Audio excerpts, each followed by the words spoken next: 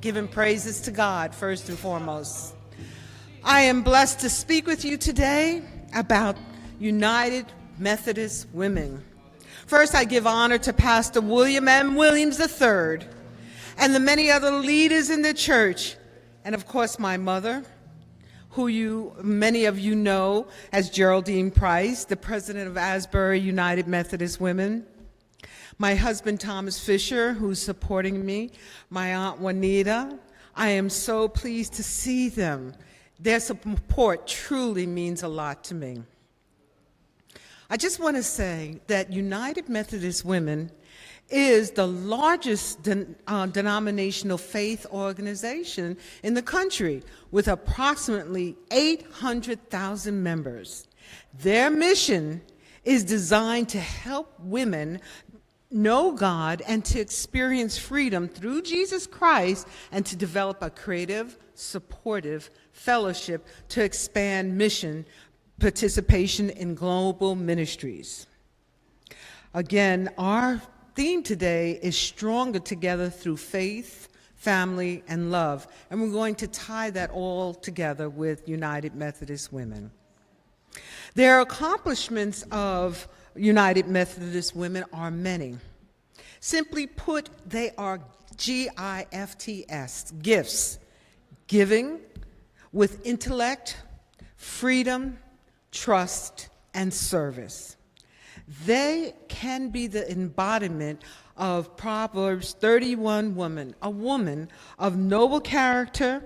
Yes, they are such gifts, and they are offerings to God. Some highlights of the Asbury's United Methodist Women's Program are the continued support of the mission programs, which include the Camden Neighborhood Center, providing assistance to families in Camden, the Touch Ministry, serving the Atlantic City community with meals, clothing, and spiritual guidance, the Jesus Never Fails youth group, Asbury Ministries and Basic International School, founded by Patricia Wilkins, Sister Gloria Chase's niece. Support of the school is through payment of tuition for 5 to 6 students each year. The programs are making a positive difference in the lives of many, and in these times of uncertainty, climate changes, rocky politics, we must strive to be the difference we want to see. We can't say they need to change. We must always first look to ourselves. By working together in such organizations as United Methodist Women, we can become a powerful voice of God and make such difference.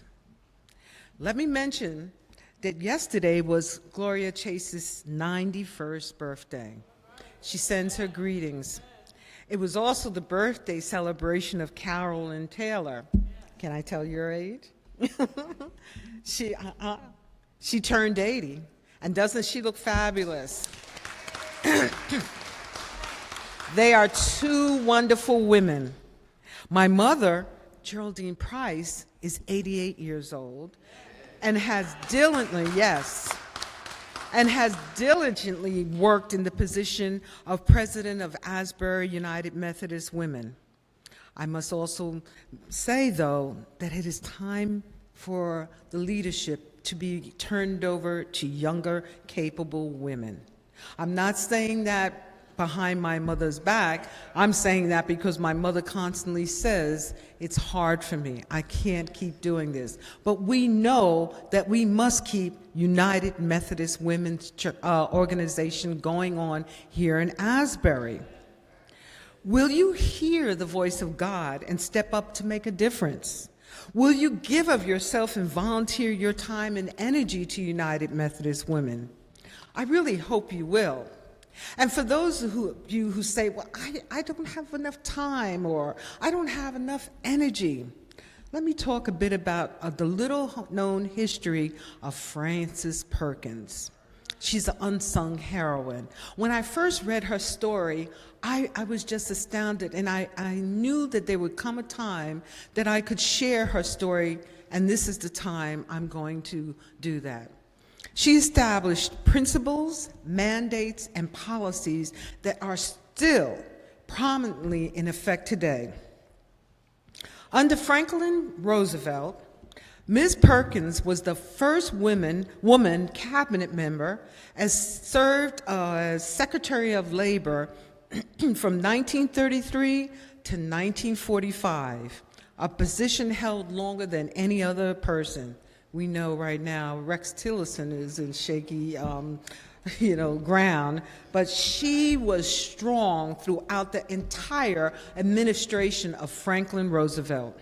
It was she, a woman, this is the part that got me, she brought forth Social Security. He got the credit for it, as well he should, he was the president, but it is she who came forth with the idea of it.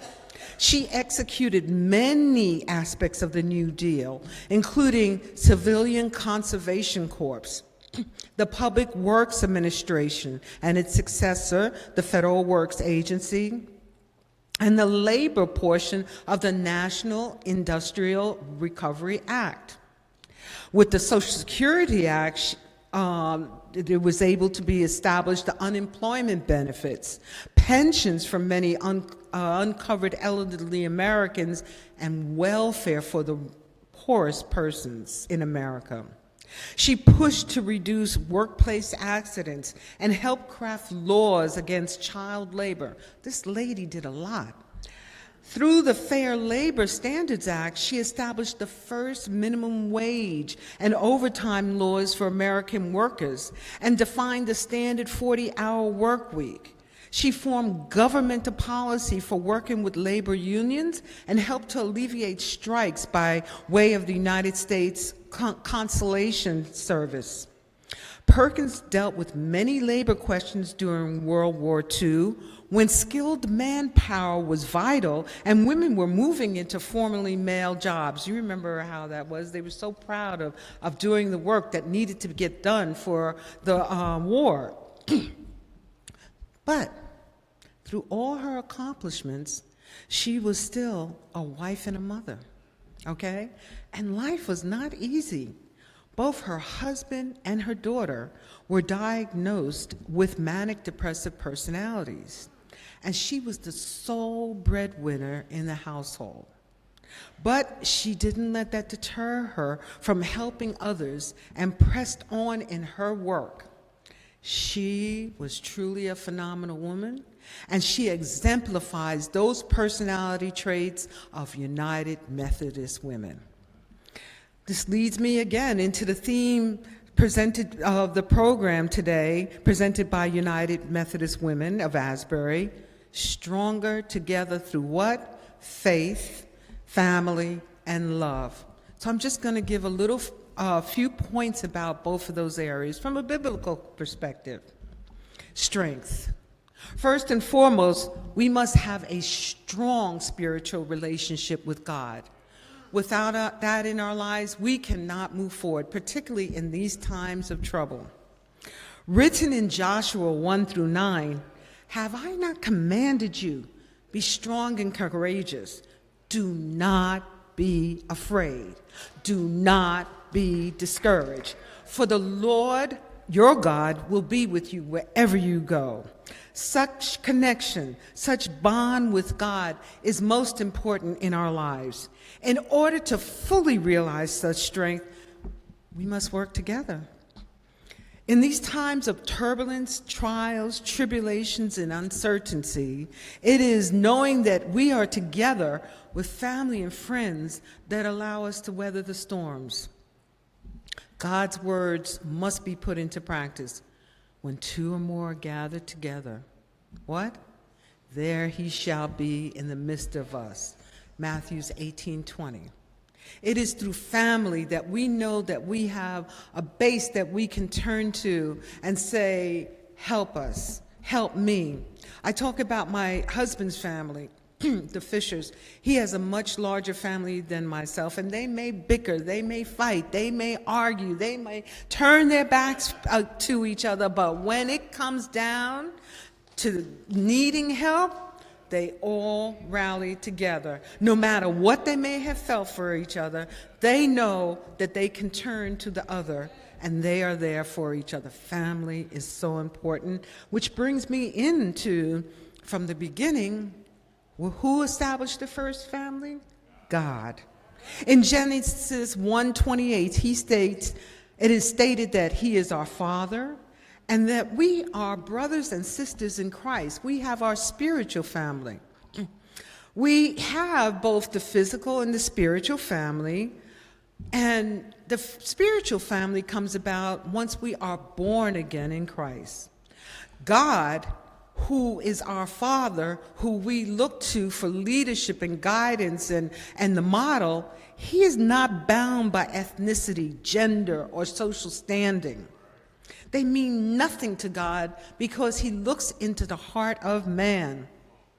Aren't the principles of United Methodist Women all about family?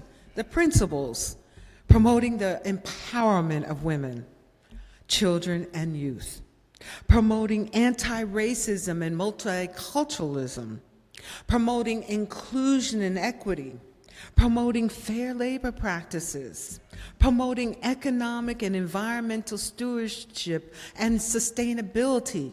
Those are the principles of United Methodist Women. Those are which follow the principles of God. They are all important and so great to be able to incorporate them into our lives. And faith. In Ephesians 2:8-9, it is written that faith is a gift. There we go again with the gift.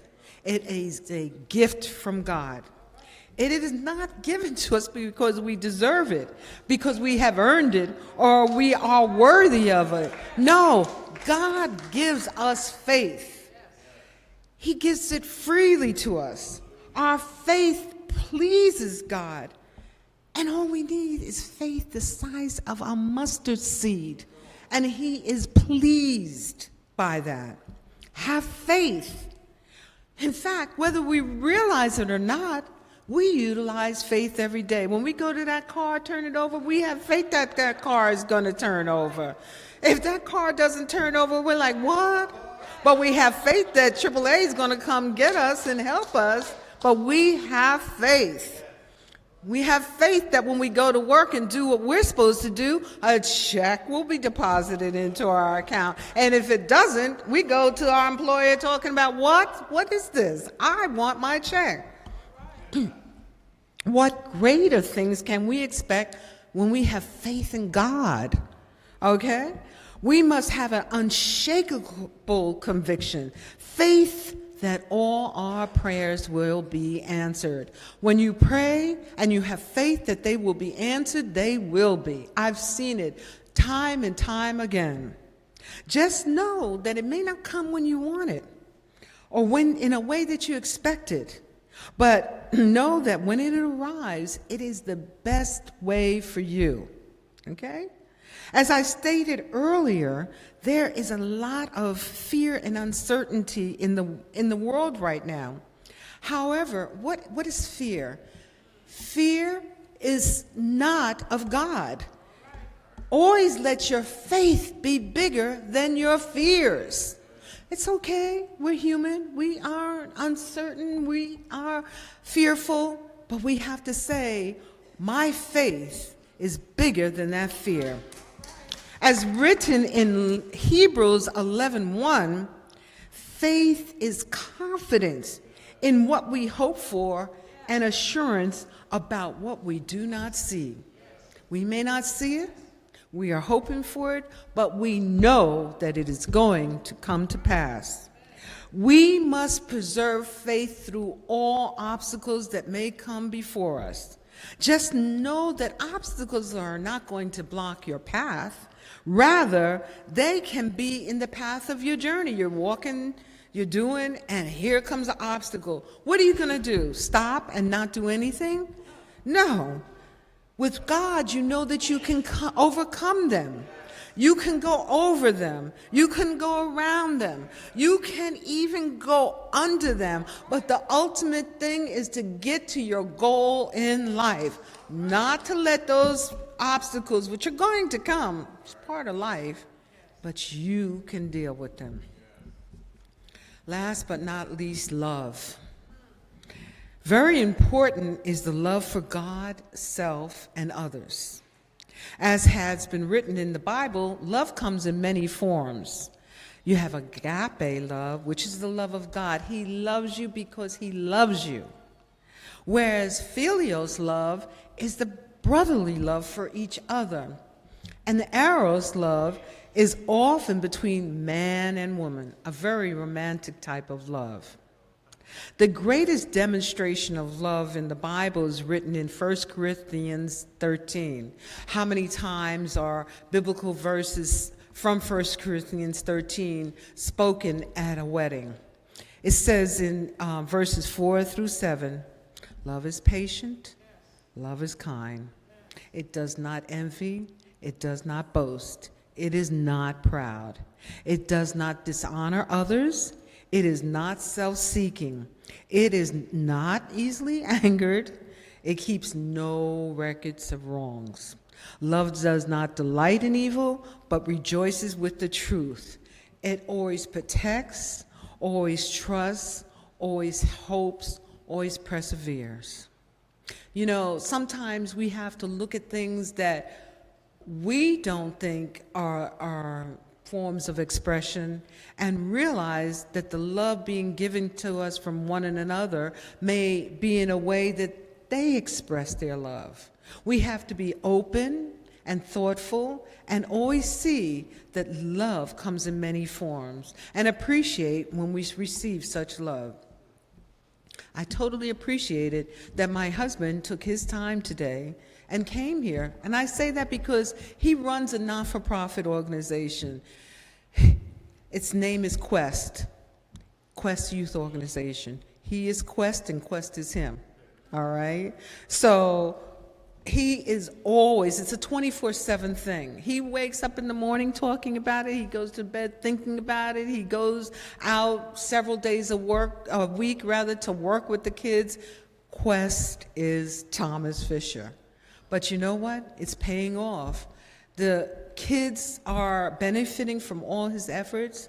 The public is starting to recognize his organization and giving him funding. So for him to take his time that he would normally be dedicated today on Quest administrative work or whatever other issues that come up, because there's often obstacles in that business, he took his time to come here today. And when he arrived this morning, I gave him the biggest hug. I was so appreciative. I know my husband loves me. I know he does. And guess what? I love him too. I try and do things for him, for the organization. And he knows through my efforts with the organization that my love is there for him, because what? Quest is love and Thomas Fisher is Quest. In the bio, it tells you that there are many hats that I wear in Quest. But I do it because I love what he does, and I do it because I love him. So, as I said, God is love. His love made us and protects us. His love comes to us in many different ways. He loved us so much that he sent his only begotten Son to save us. And we know that in all things, God works for the good of those who love him, who have been called according to his purpose. Romans 8:28. We are continually works in progress, but we also know that where we are strong, work with family, have faith, and tie it all together with love, we can continue to grow and develop ourselves. Always make your light shine. Always let your light shine into the world. In closing, once again, I'll quote this Bible verse. Where two or more are gathered together, there shall he be in the midst of them. Matthew 18:20. We can be the light of the world that overcomes this darkness that is trying to descend upon us here in the United States. As prayer warriors, our light will be the overcomers. So I ask you, please gather together. I ask you, get involved with United Methodist Women.